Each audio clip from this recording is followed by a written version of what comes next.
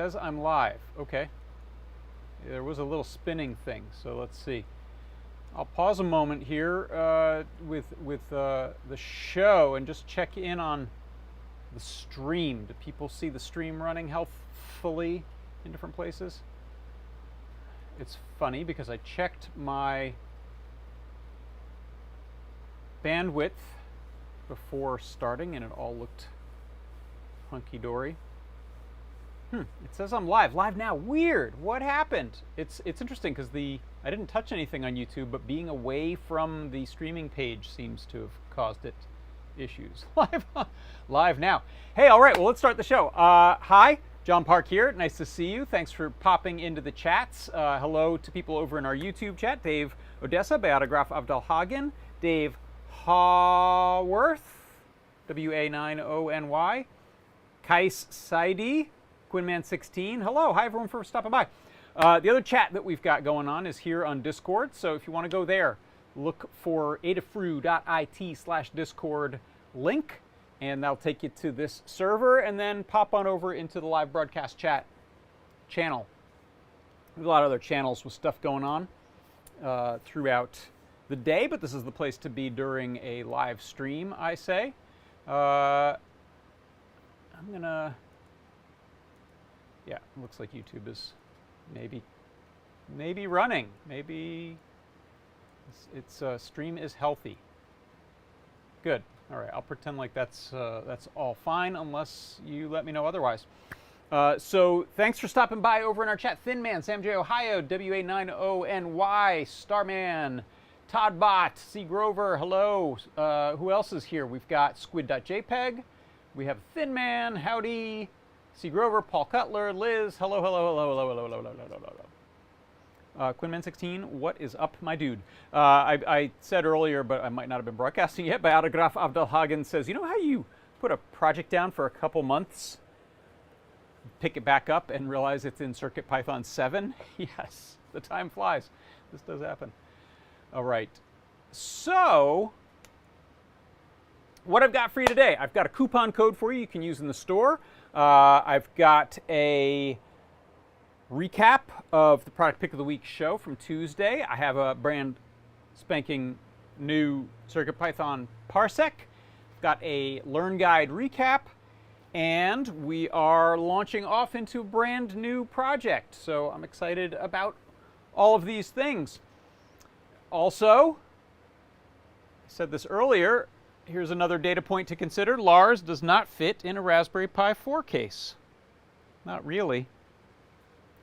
So, coupon code. Look, your coupon code for the day is Quadtrix. Quadtrix. Q-A-D-T-R-I-X. I don't know why I'm yelling at you. I shouldn't yell at you, but you can use that to go over to the store, buy some neat stuff. Head on over to, let's say, products. Check out a new category, or any category. Check out the View All next to new products. You can also click on What's New. And you'll see, ooh, here's a hint. We've got some of these coming soon. You can't use the coupon code on those, but that'll be interesting to have filament letters. Can get these if you're looking for an I2S DAC. We have a couple shiny new ones there. You can get 10% off on those. We've got a new snap enclosure. We do have some of these little single-ended flexible LED filaments, which are neat. A lot of the Cobb-style LEDs and the nudes, they require you to connect your power to both ends. These actually loop the ground back, so you can put your power on one end, which will be convenient for certain types of projects, I'm sure. Here are some nudes that are like that as well. They have a single-ended attachment point for power and ground. This new thing, Glow Stitch Maker Kit, crafting LED strips from Maker Queen. You can get any of these things for 10% off with the coupon code Quadtrix today. So commit that to memory. Quadtrix. Put that in here and then go buy some stuff, and in the cart on the way out, look for the coupon code field. Access your memory banks. Type in Quadtrix, and that'll get you 10% off in the store. So, question in the chat. Have you heard of Signal RGB? It has WLED support. I have not heard of Signal RGB. It's a new one on me. I'll have to look that up.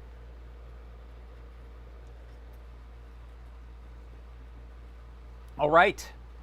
So that's what's going on today. That's the show. Next thing, as promised, is product pick of the week. This was this week's product pick, and here is a little recap.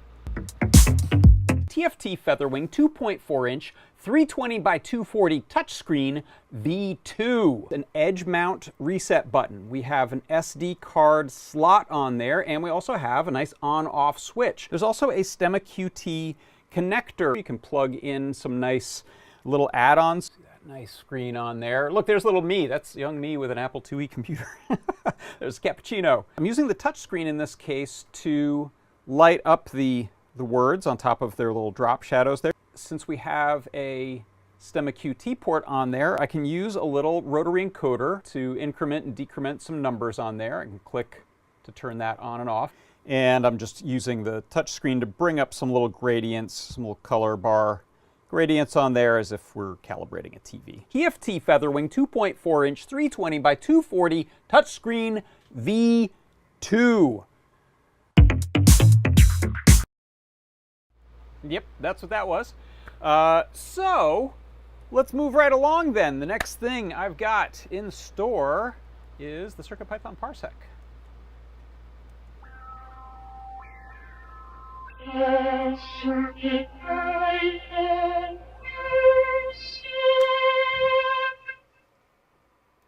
Hey, all right. So for the CircuitPython Parsec today, I wanted to talk about overclocking the CPU frequency of the RP2040 and RP2350 chips. What I have set up here, this is a Feather RP2350, which now has official support from Raspberry Pi for 200 megahertz overclocking. You can, of course, go wild, go slow to conserve power, go super fast, but you risk overheating and melting things. But this is definitely a safe one. It's officially been sanctioned. And so what I'd like to do is show you how you go and check the current frequency, how you can set a new frequency, and also have a little bit of a demo on some different benchmarks for different CPU speeds. So if you look at both the screen here and my REPL, either one, they're going to show the same thing. So what I can do is, first of all, import microcontroller. You can do that right here in the REPL. You can also do that in your code, which we will in a second. Once you have microcontroller imported, you can ask for the microcontroller CPU frequency. So I've done that before. I'll just hit up arrow a couple times. Microcontroller.cpu.frequency. And it will check the current frequency of the microcontroller, of the CPU, and tell me, okay, this is actually set to overclocked to 200 megahertz. If I want to set that to something else, I can say microcontroller.cpu frequency equals, and let's set it back to the default, which is 150,000, I believe, on this chip, and I think it's 133 on the RP2040. So now, again, if we go and ask, hey, what's your frequency? It'll tell me. We're at 150,000, or rather 150 megahertz. So what we can do inside of code is the same sort of thing. You look right here in my code. I'm importing microcontroller. I'm doing some screen setup stuff just so we can see the REPL on there. I have some different speeds I want to check in this benchmark. So that's my little dictionary here of speeds, or little list. And then I have an intensive calculation. So it's going to go through a whole bunch of slow math so that we can check the speed on different frequencies as we overclock and underclock this. So it'll time that, how long it takes to run through those intense calculations, and then report that at the end. And then in our main loop, what I'm going to do is for each of those speeds, I'm going to set the microcontroller CPU frequency to one of those 4 speeds, run the calculations, and do some printouts as we go. So here's what it looks like if I run that. So CPU benchmark, setting the CPU to 100 megahertz, and then I'm actually asking it, did you do that? If you don't take a little bit of a pause, sometimes it won't catch that. before it starts moving on with the rest of the code. So I have it pausing, reporting the frequency, and then telling me how long it took to run that big, intense calculation. So at the end, we'll get this summarized since it's scrolling by. I can't remember which they were. And here I see, okay, there's a frequency at 100, 133, 150, and 200 megahertz. How long it took to run the intense calculation. Initially, it was 5.34 seconds, underclocked quite a bit. 4 seconds, underclocked just a little. 3.55 at its native 150. And all the way down to 2.65. So we got a nice speed up there by overclocking it, a nice safe amount. And then you can push this much further. You'll want to do a little additional reading to make sure that the voltages you're working with will support it, and again, have adequate cooling going on. And so that is how you can use microcontroller.cpu.frequency to under and overclock and just clock your CPU on an RP2040 and RP2350 inside of CircuitPython. And that is your CircuitPython Parsec.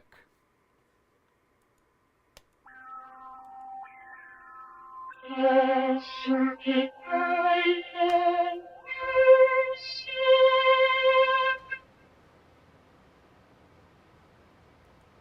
Oh yeah, sorry about that. I left the mic on, so that's probably all echoey.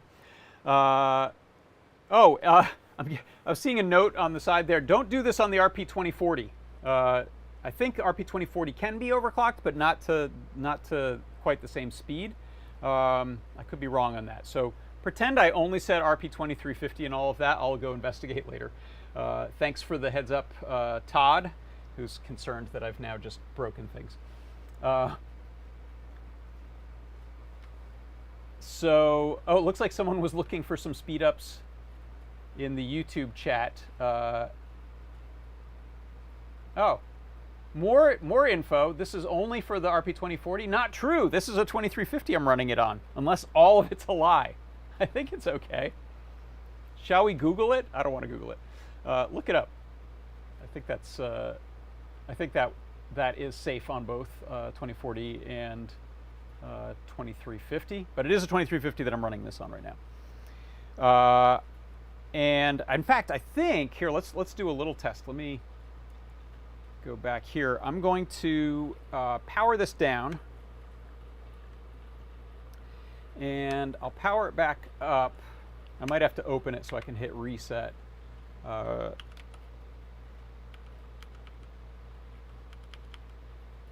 Let's see. So it may have just run some of my code and set the frequency. It may not. It only got to line 122. Let's see. Did it? Would it have? No, I don't think it would have. Okay, so that's good. So I'm going to check the CPU frequency. This should be just the raw after booting up. So I can open it up and hit reset if I need to. So let's do import microcontroller and do microcontroller CPU frequency. Set to 100,000, so it might have already run some of my code. So I'm gonna crack this open and see.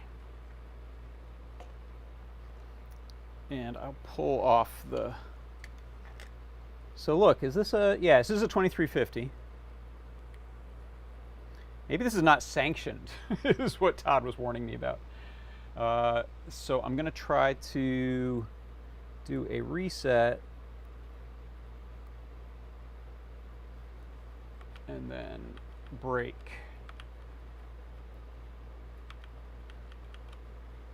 Okay, let's change the code on here.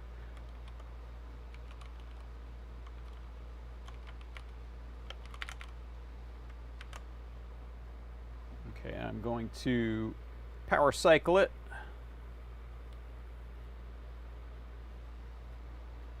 Yeah, so in the chat, someone asked, Kais Saidi asked if they could speed something up, and on their Feather RP2040. Looks like definitely, definitely that's what this tip was about. But let's see if it's working on this 2350. So let's come down here, import microcontroller CPU not cup. Okay, so RP2350, having been power cycled, is running at 150 megahertz. So we should be able to set it to 200. We can then ask it, hey, what are you running at? And it says 200. So maybe this is terrible for the RP2350. I didn't read the... Oh, okay. Todd just posted a thing from Hackstrio that says, yes, both 2350 and the 2040 are overclockable. Shoo! Okay, good. So that tip is not going to break anyone's stuff. Glad to hear. Go try it out. You can try it out on some real world stuff and not just the calculations that I was putting there. But I'll include that code in the blog post, so if you want to try that out in specific, you can. All right, so let's move on. What's next? I said I was going to do a bit of a Learn Guide recap. So let's jump over to Learn. This is learn.adafruit.com.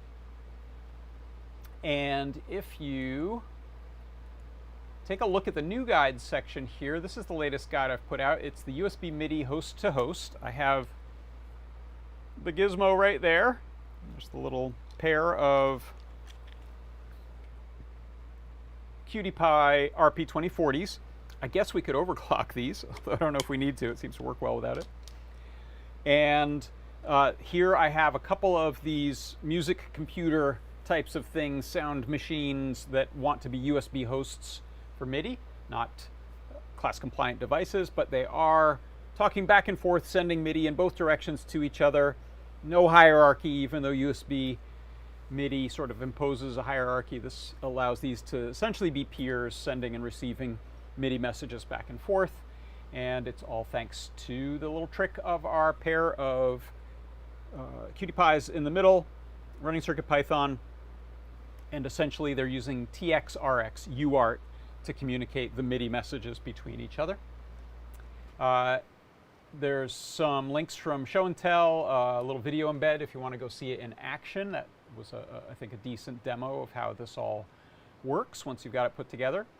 And all you need is a couple of CircuitPys, a stemma QT cable, and some USB cables to hook up to your devices. You may need different-ended USB depending on what you're plugging into, but this is a pretty good bet if you have a synthesizer, sequencer, sample station type of device, such as the Raspberry Pi Norns or that 1010 Music Blue Box. They're going to have a USB-A square old school port to plug in your keyboard, etc., that they're expecting you to plug in. So that's what we're going to be using, and the other end of that is going to be the CircuitPy. So this is a good, thanks to Anne for adding this to the guide, this is a good cable to use for this sort of thing. I think we also have a shorter one which works well for the little use we have here of kind of pretending it's one cable.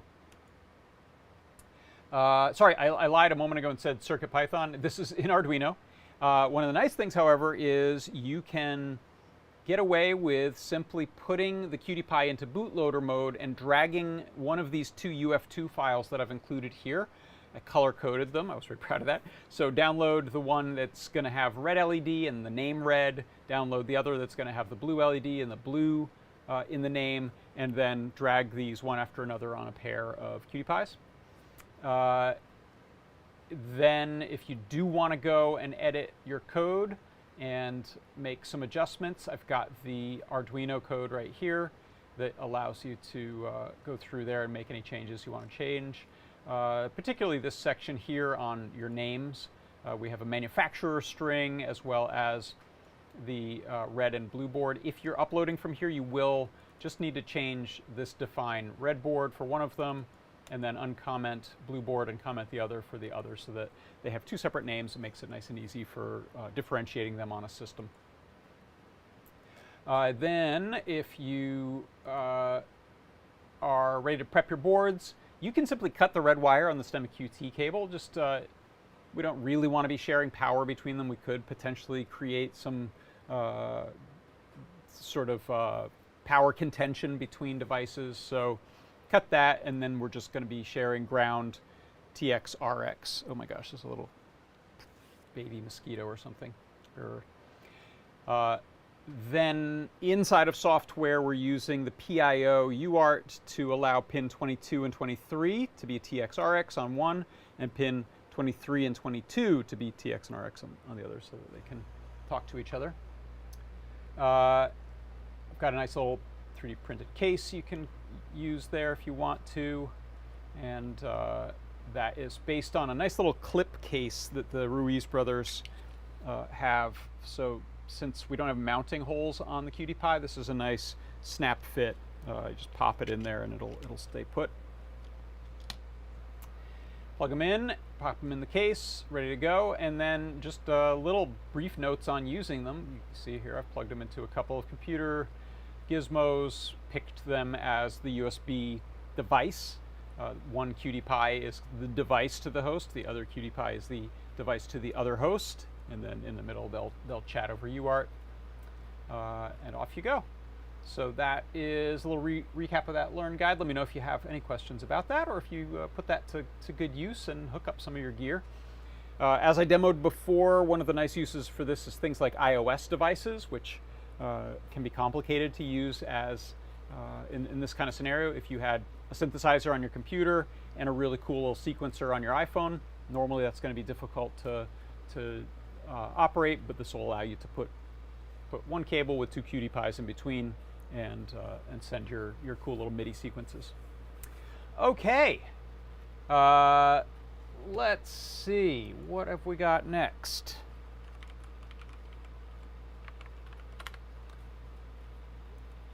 Let's move on then to, are we ready for the new project? I think we are. So here's what I want to do. I want to talk about this right here is the Pico 8 fantasy computer. I believe I've touched on it once, maybe before, years ago on the show.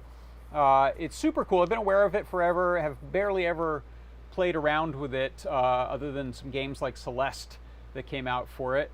I first encountered it on the Chip Pocket computer, which was a little single board computer that had a bright but brief existence. It's gone now, but the Pico 8 is, I like this description they often use, it's a fantasy console. So it's as if you're running a really old school early 1980s computer that you want to program and play games on. It's very constrained. It has tight limitations. It is in one little window. It's 128 by 128 pixels. Remember those numbers.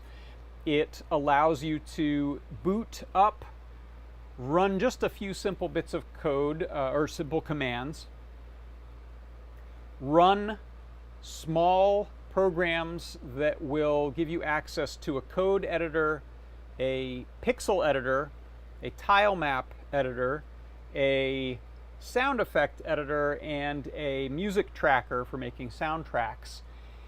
You can load code, run it, look at it, edit it, rerun the code, all in a very nice, tight little workflow. And it is intentionally super constrained. You have 16 colors to work with.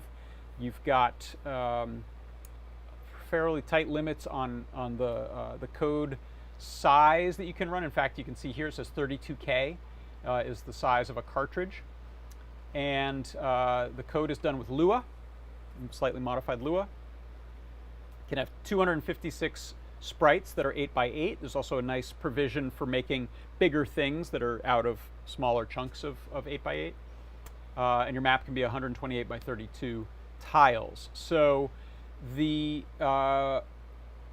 project here isn't just about Pico 8, but it's about running it on a matrix like you see over here. So you can see I've got, that's a Raspberry Pi setup I have just over on the workbench, and I have 4 64 by 64 RGB LED matrix tiles there, Hub 75 style connectors running off of an external 5 volt 10 amp supply, and a Adafruit RGB matrix bonnet on my Raspberry Pi, which allows you to push graphics out to this type of display. So I'll show you the project that makes this possible, how this works in a moment. First, I just want to dive a little bit more into the Pico 8 itself. So let's go back over here for a moment, and I'm going to bring up Pico 8. So that is, I'm just going to turn off this AC for a moment. So that is Pico 8. I just launched it. You can launch it from the command line. You can launch it from shell scripts, which will be really useful for what we're going to do over here in a second. And you can, let me hide this for a second so it's not flashing behind me.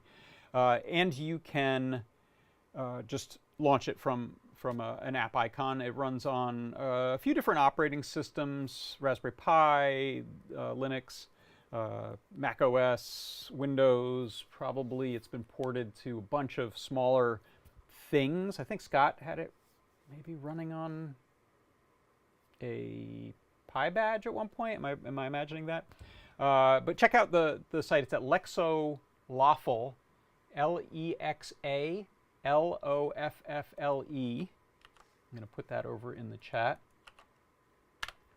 I bought it a few years ago. It's $15 now, $14.99. Sometimes I think it's been a Humble Bundle bargain, but it is a lot of fun for $12 or $15. So I'd recommend checking it out. So this is it when it launches, and you can see here if I reboot,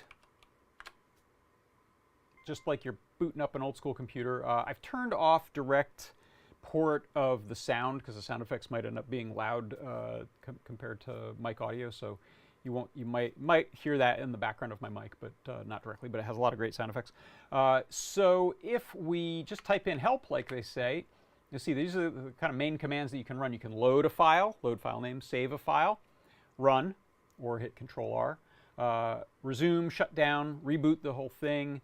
You can do some nice, this install demos is a nice way to get started with just a directory. It'll go online to the BBS that they run and drag down some cartridges and allow you to play those. LS to list a directory, CD to get around, make directory, CD to go up. You can do a key config. It will automatically, on most operating systems, bind a gamepad. This is typical inexpensive USB gamepad, and so that's really helpful for game playing, but you can also play just from the keyboard by default. You can do a couple other things here that are little keyboard shortcuts for going full screen and back, so toggling in and out. Key one here, one of the key ones, is press escape to toggle the editor view. We'll take a look at that in a moment, as well as there's some volume controls and quitting. So what I'll do right now is list. Okay, so I do have two directories in this sort of virtual hard drive of the console, or virtual floppy or virtual cartridge bank.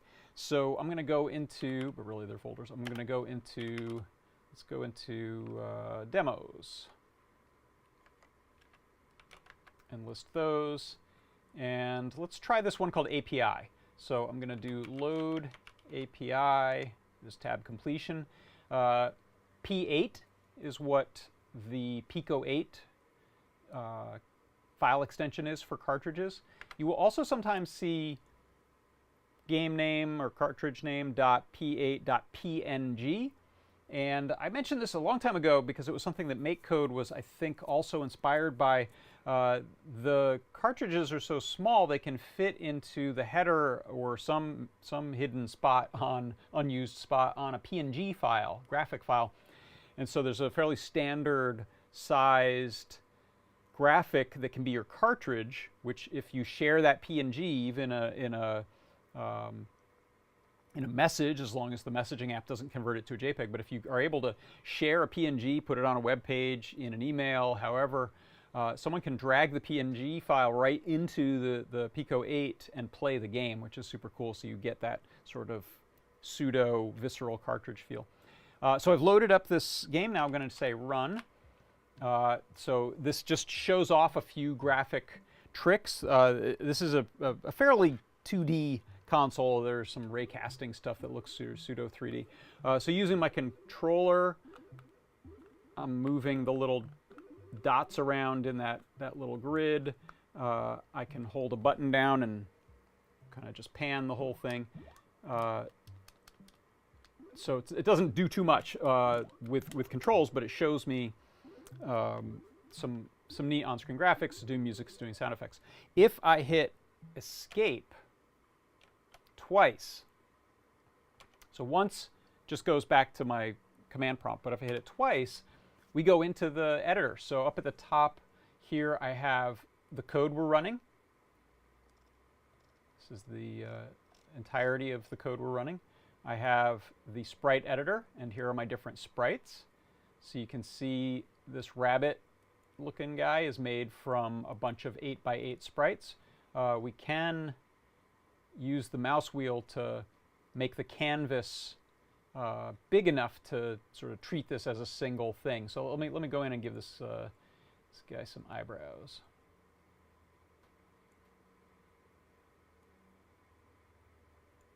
Sorry, he looks sad, but that's how I did it. So if I simply rerun,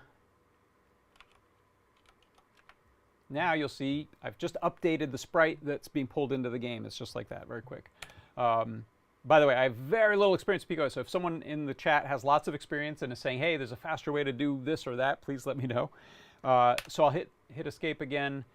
You can undo, even though we compiled and ran, we can undo from there.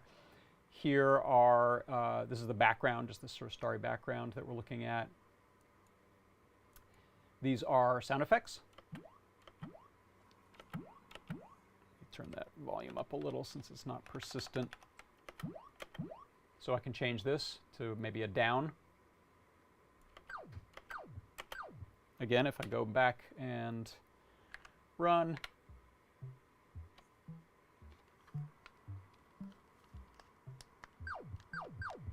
hear our new sound effect when I press one of the buttons on my controller. And then this is the song that you're hearing here in a neat little tracker.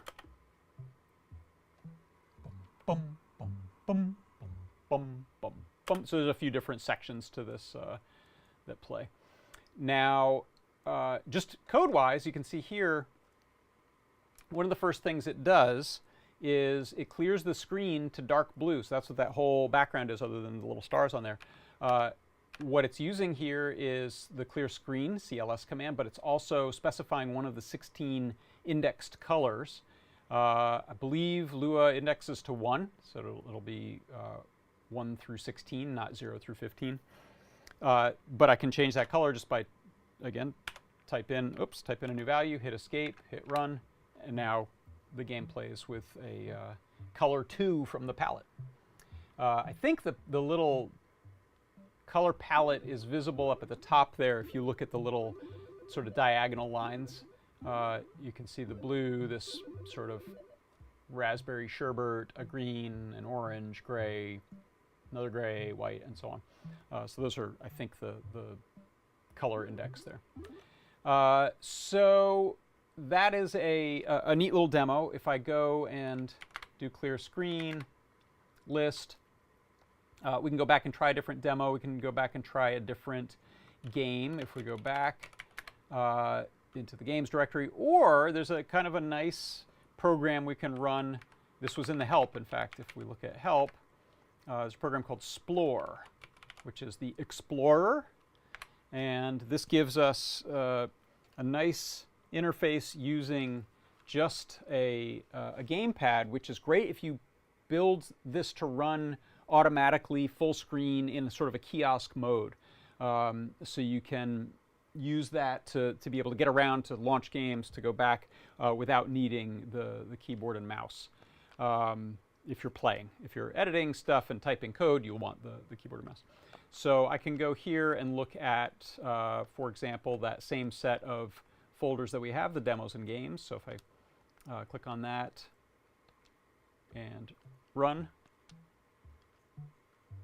Oh, I think I forgot to map. I don't have a way to escape out. I need to be able to hit that button. But you can see when we're running Explore, there's kind of a larger layer of file browsing on top that allows us to do things like change some options, exit back out to this sort of launcher.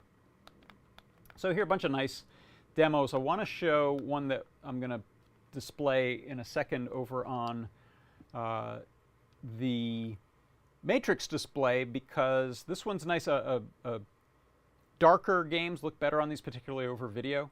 And I don't have this flat yet, so putting an acrylic diffuser on top will be a bit blurry in most spots. But this is a nice little demo. Again, if we hit escape, I'm going to exit Explore, but then if I hit escape again, I can get to the same editor just on this game. So here we can see things like, okay, it was, let's see, setting a 64 pixel center, I believe it is, and then running out to the edges to fill the 128. So we can make this, for example, smaller. If I were trying to run it just on a single one of those, I can, let's see, I might need to load. It might be faster if I, will it remember that? Let's see. No, okay, so let me just load the game. I'm not sure about using Explore for this. So let me go CD demo. Oh.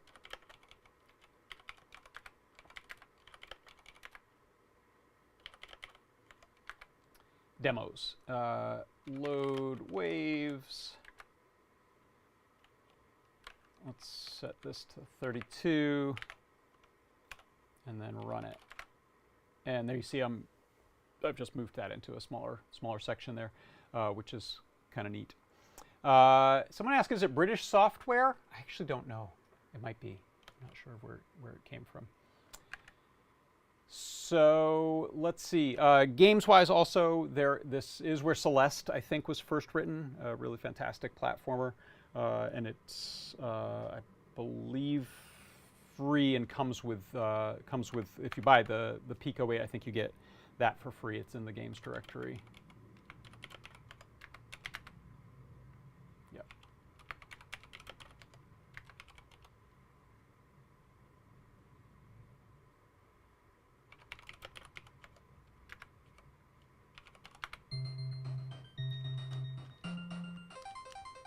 So there's Celeste.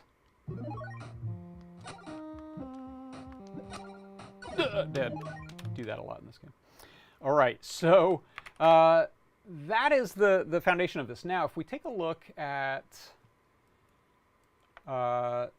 this post right here, was what inspired this. Lamore sent this to me and Jeff and Foamy Guy, Tim, and said, hey, let's take a look at this and maybe get this running on Pi 5. I have it running on Pi 4 right now, and I think it won't run as written on 5, but Tim and Jeff have some tricks working that should get that working.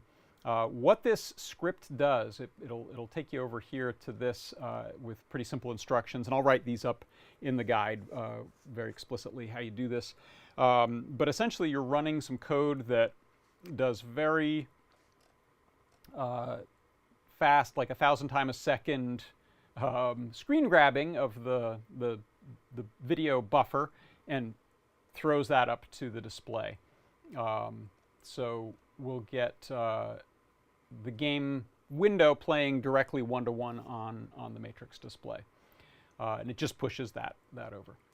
So this was the inspiration behind it. Here was another person also in the forums, or the BBS of Pico 8, who listed their method that was very helpful, including a reminder when mine was displaying in weird bands on my screen that I do have to set the E-line mode on our matrix bonnet to allow a 64 pixel by 64 pixel display. If you look at the matrix bonnet, that is what I'm running it on. This nice little guy right here. So this takes in 5 volts from a nice big beefy supply. I'm using a 10 amp supply. Outputs power to go to the back of the display. And I'll show you one I'm not using right now, which is this 3mm pitch one. Oh, I don't know if I have a spare of the power cords on these, but I'll show those more maybe a little later. Oh, here's one.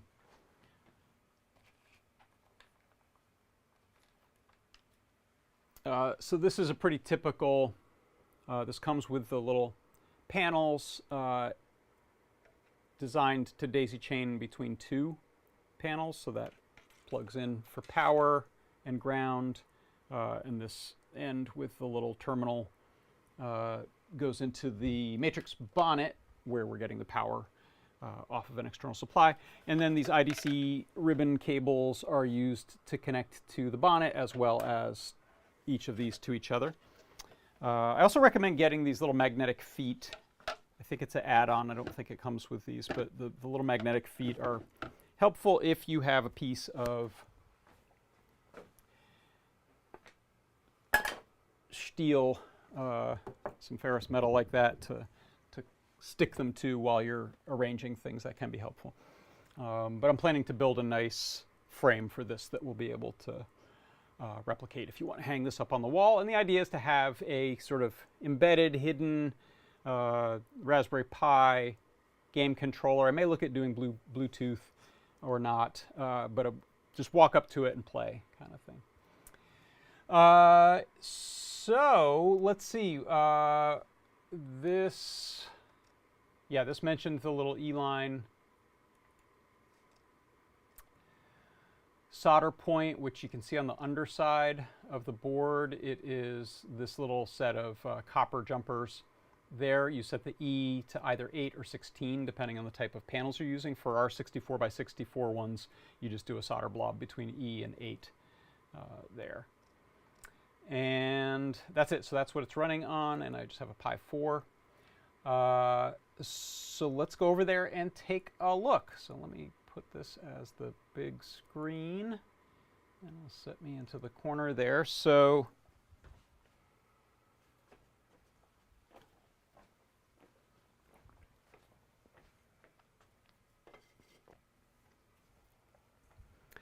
here you can see I've got the Raspberry Pi set up. You can just go and run Pico 8 on it as usual.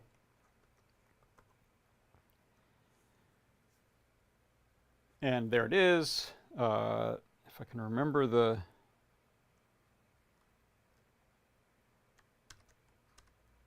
control, that'll go full screen on it. All right, so there it is. But I'm going to quit that, Control Q, quit out of there. And instead, I'm going to go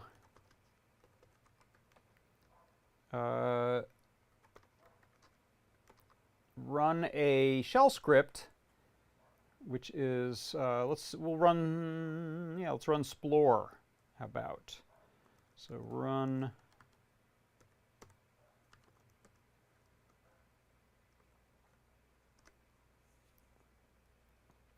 Splore, but over here now there is going to be refresh banding that you're going to see on video that's not present to the naked eye. So I apologize for that. And you can see darker background better. Having fewer pixel lit is going to look better on this type of display.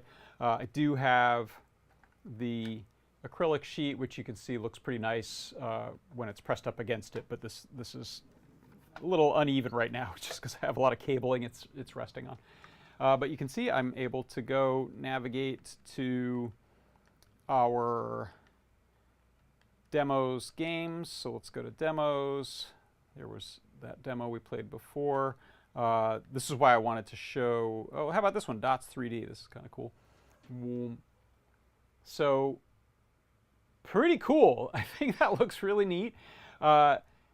It's very easy to write little demo scene style graphic things and sound things on here, but particularly graphic stuff, you can probably port a lot of graphics gems, demo scene kind of code to Pico 8 and just make neat stuff to look at.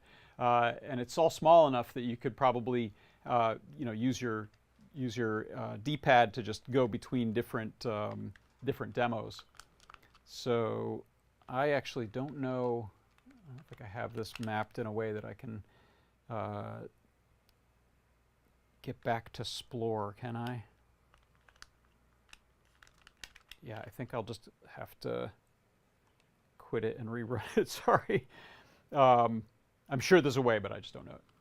So it's fast to boot. But if we go back to demos, I'll show you that dots one, which I think does, that waves one rather, does look particularly nice on video, because it doesn't really show the refresh issue quite so much.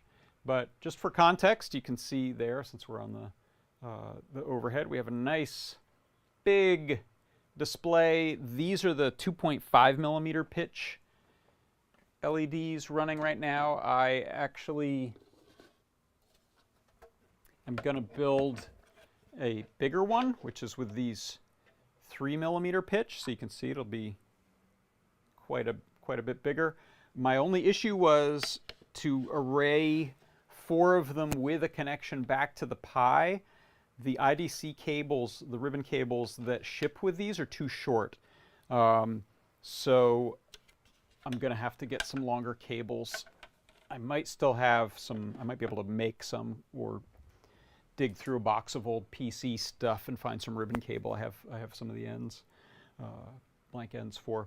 But I'll try to put a resource in the Learn guide for where you can get the proper cables for that. We may sell, I'll check that when I get back to the desktop here in a second. I just want to move this light a little. We may sell a cable that you can use for that. I think it's a 16 pin, two rows of 8. Is that what you guys are? This is what the ones that ship with look like. 1, 2, 3, 4, 5, 6, 7, 8. Yeah, 2 rows of 8 for those cables, and they are keyed, so you won't put them in backwards, which is good. If you do Eurorack stuff, you may have these, because this a lot of modern ones have just one end with 16, and the other end has 10. But older stuff, up for stuff made for, I guess, the 12 volt, 5 volt, negative 12 volt ground stuff will have those. So you may have, excuse me, long enough cables to use those. If you look, I'm going to zoom out a bit and let me move my window so you can see the Raspberry Pi. I don't want to touch it because it's all going to fall apart on me if I do. But if you look up in the corner there, there's my Pi. I was able to just piggyback 2 of the power sets. So that's running 4 of the displays of power. That's plugged into this 5 volt, not 12 volt, be careful, 5 volt, 10 amp. And then the ribbon cable is right there. You can't see it, but it's going to here. And then these are chained to each other.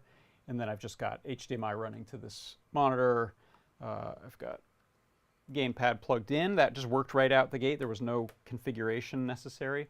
I believe you can do a little configuration string to tell it that you want to map the start button to the escape or menu or something like that if you want to be able to get back out.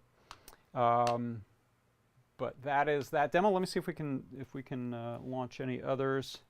You can also launch directly into a game if you want. So if I go run game shell script, and then I've picked Celeste in this case, which will look pretty good until we launch it. Once we get a lot of LEDs lit on there, this camera is going to hate it. But if I launch that, there it is. Burp. You can see it'll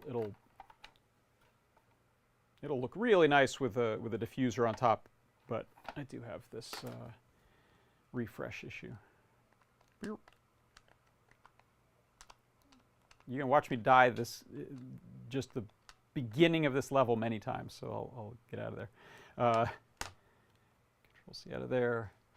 And let me see, I'll run Explore again and see if there's any other demos that are worth checking out. Let me just launch the chat to see if anyone has thoughts, questions, things to make me aware of as we're taking a look at this. Oh yeah, oh good. Foamy Guy said there's some 12-inch ribbon cables in the shop. Excellent. So let's go back to demos, Automata, Bounce. Yeah, there's just some really bright ones. Cast is a little ray casting demo, which is pretty impressive. So you get what appears to be a 3D world in here. Kind of the way Doom and Marathon worked, or Wolfenstein, I think, too. And run Explore there. Oh, Cooper posted a game they made. Thank you. Diver. I'll check that out. Can I find it? Right here? Let's see. If I go to search. Oh, I won't be able to do it with this hooked up this way. Because I won't be able to type, will I? Oh, I will. Okay. D. Is it only searching what I already have on here? Oh.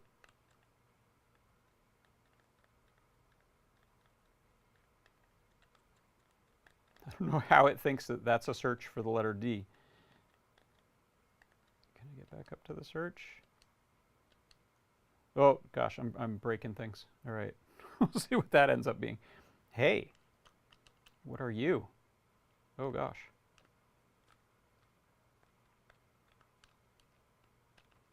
I don't know what I'm doing here.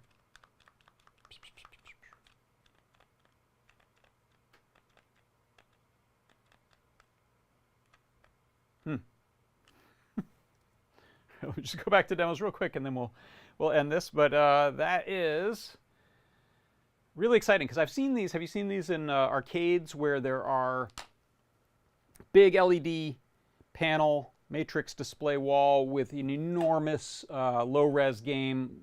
I've seen Space Invaders done this way, and I've seen Pac-Man done this way. It's pretty cool. So this kind of has that feel, but on a smaller home-sized scale. Let's see. Raycasting. Yeah, so there's some nice demos to show you how to do collisions and things. This one is nice here because it's a very simple bit of script. There's one sprite for the heart. There's a sprite each for these letters. This is straight text, but the sprite each for these letters means it's fairly straightforward with the code there to do things like these bouncing effects and the sort of rainbow echoes of them just by cycling through the color index, which I thought was neat. And let's see, one more.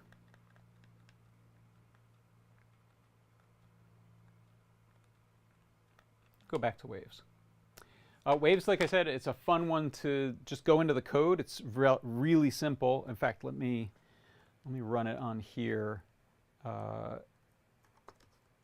Pico. Oh, you know what? I'll do it over on the computer. That's a good excuse to get back over here. So if we go back to that view right there, put that in the foreground. If I do demos, load waves.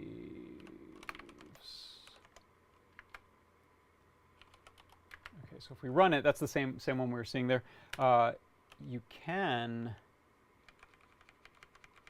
I believe, set the pixel, this P set,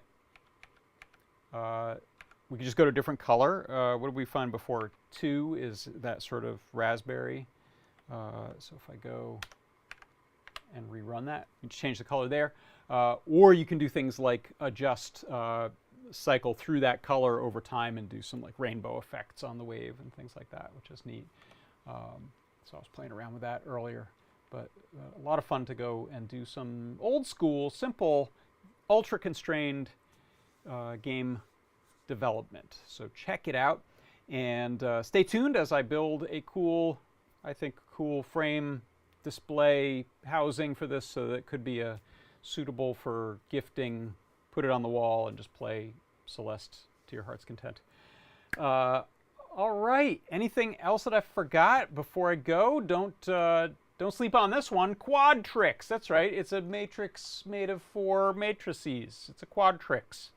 I don't know if that's what that is, but that's what I decided it is. You can go to the Adafruit store, buy some neat stuff, save some money, maybe pick up some of these matrix panels while you're there, or some of those IDC cables. Look, IDC cables, nice 12-inch long ones. Don't buy them all up. I need 4 or 5 of them. All right, so that's your coupon code. Just head to your cart after you've thrown some stuff in there, and you can. That was the wrong one, isn't it? You want this one. I think it's 2x8. I think that's the one. 2x8. Yeah. Foamy guy had it right. Thank you. Not that other one I showed. I don't know what that's for. All right. So yeah, go put that in your cart, and then put that in your coupon code Quadtrix. That's going to save you 10% off in the shop today. That is going to do it. So what's going on? I think Scott or Foamy Guy are doing deep dives. I believe maybe Scott has one more, and then Foamy Guy will be doing them for the next few weeks. Thanks everyone for stopping by over in the Discord. There's a cool matrix display that C. Grover made using some T-slot aluminum, 2020 aluminum. Looks awesome.